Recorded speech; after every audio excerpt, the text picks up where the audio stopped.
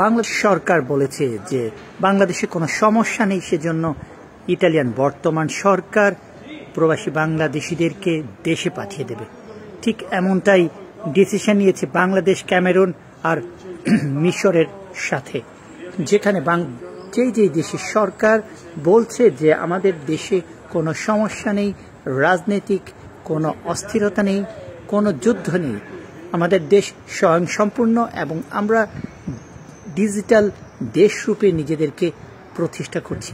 ঠিক এমনটাই যখন ডিপ্লোম্যাটিক সভাতে বাংলাদেশের বর্তমান সরকার বলে, সাধারণভাবেই তো ইটালিয়ান গভর্নমেন্ট বলবে তোমাদের দেশে তো কোনো সমস্যা নেই, তাহলে তোমরা কেন এই মিথ্যা রাজনৈতিক আশ্রয়, স্পেশাল প্রোটেকশন বা বিভিন্ন গরিব হওয়ার ভান করছো, বা ইটালিতে আসার পর তোমরা এই কেসগুলি মারছো?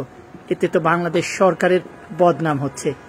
যারা 15-20 লক্ষ টাকা খরচ করে ইটালিতে আসে তারা বাচুকান মরুক, তাতে দেশের সরকারের কি আসে যায়?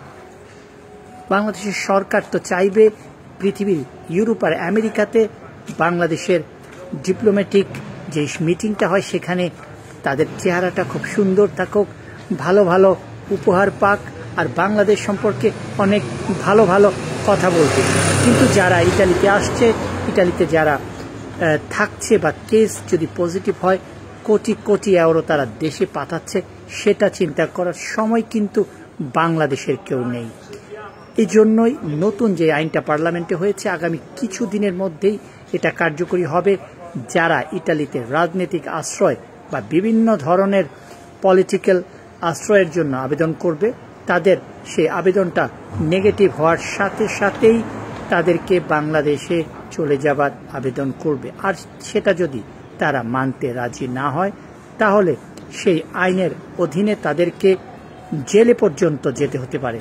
তাহলে আমাদের কি বুঝতে হয় যে বাংলাদেশ ডিজিটাল দেশ, বাংলাদেশের মানুষ খুব ভালো আছে, বাংলাদেশে গরিব বলতে কিছু নেই। এই জন্যই তো ইটালিয়ান সরকার বলেছে তোমার দেশে কোনো গরিব নেই। তাহলে ইটালিতে তুমি কেনই বা থাকবে, কেনই বা ভিক্ষা করবে, কেনই বা ক্যাম্পে থাকবে?